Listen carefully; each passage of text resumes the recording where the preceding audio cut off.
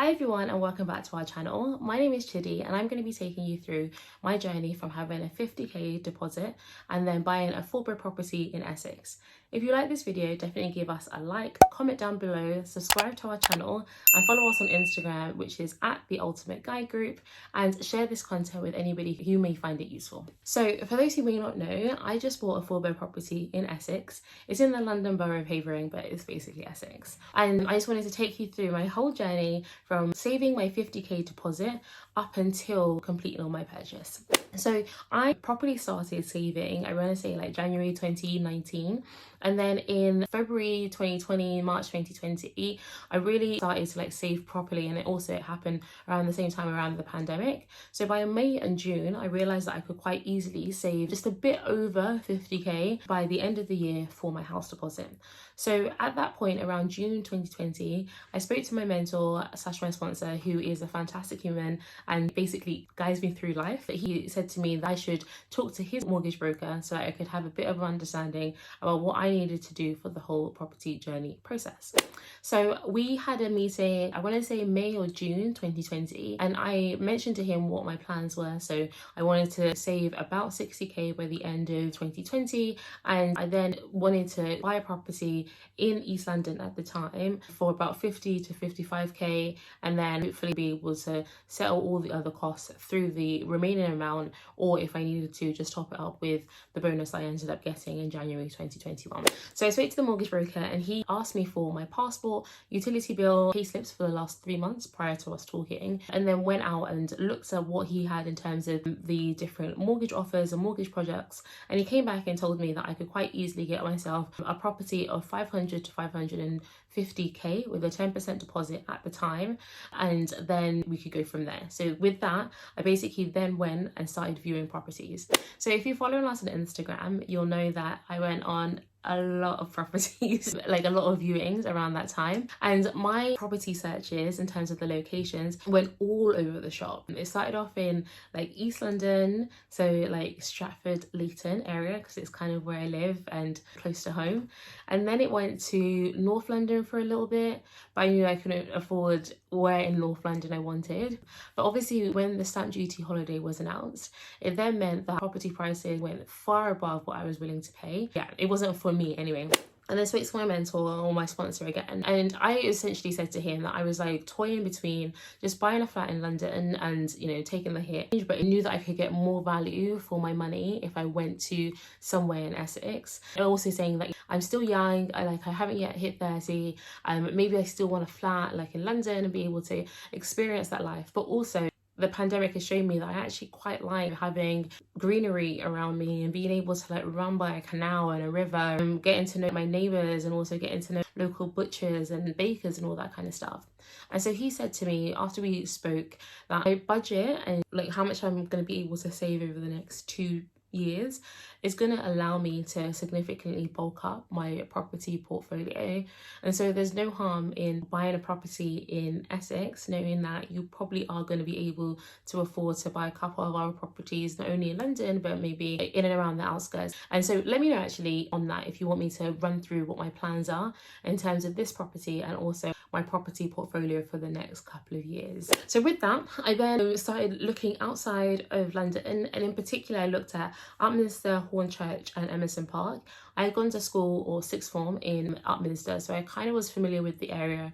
It's only 90 minutes away from my house. It's quite easy to get into the city. So with Emerson Park, you get the National Rail into Upminster and you get like a 25 to 30 minute train straight into Fenchurch Street. And that's the same thing with Hornchurch and also with Upminster. So I knew that it was easy to get into the city. So once I changed mindset and changed the location to Hornchurch, Upminster and Emerson Park, we went on like 2 viewings and I found this house. Then the next week I put an offer on the property, and yeah, that was basically it. So just to take you back a couple of steps, so from the time that I got my mortgage in principle around May 2020 up until the time I made the offer on the property early December, so there was a lot of time and a lot of like moving around areas. And in early December the agent had given me a call and said, okay, what is the offer that you want to put in? Property was listed at 490 to 525, and the agent was like, the sellers are expecting something within the range of 515 to 525. 555.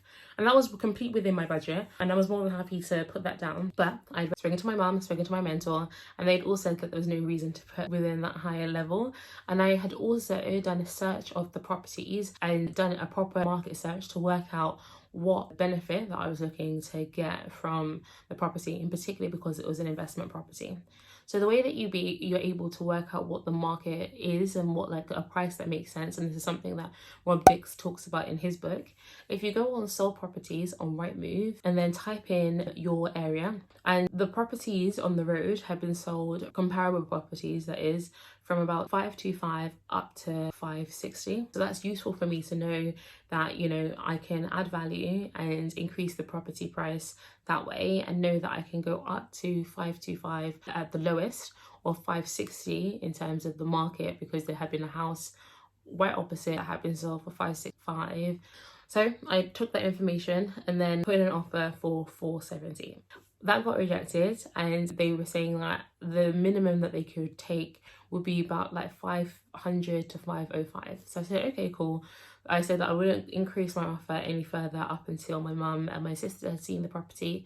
So they arranged to see the property. So they got shown around. And my mum came in, and by the way, my mum is one of the most pessimistic. Like, she's so Nigerian. So when she came in, she was like, put in the offer. And when I heard that, I was like, okay, cool. It's gonna happen. Because if my mum was telling me that it was okay for me to put in the offer, I knew it was a house that she understood. So we put in the offer. And so they called me again and they were like, we need to increase it, but they're not going to accept 470. And I was like, okay, cool, 475. And bear in mind, actually, when my mum and my sister had gone on the viewing, they had said that if you give us 495, we'll be more than happy to take it. So I was like, okay, perfect, good to hear. And that's one of the things that I think is really beneficial in befriending sellers. I think that just put a whole human aspect on the whole process. So we went from 470 to 475, and they were like, no, we're not going to take 475.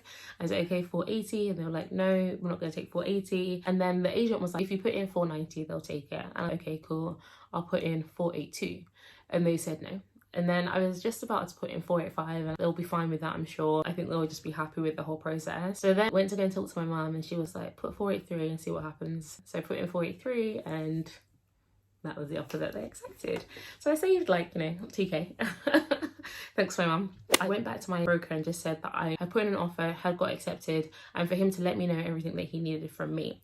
So then I had to give him 3 months bank statements from December. They wanted to see like where I'd got all my deposit from. So that was the broker. And then I spoke to my mentor again. And so I asked him for a recommendation for a solicitor. And then he had mentioned that my broker would be able to put me in contact with somebody. I got in contact with the solicitors. They then did the same kind of KYC, know your customer process. So they asked for my passport, my bank statements. I had to fill out a form and do some KYC, basic stuff that you do for when you open up a bank account. I did with the solicitors.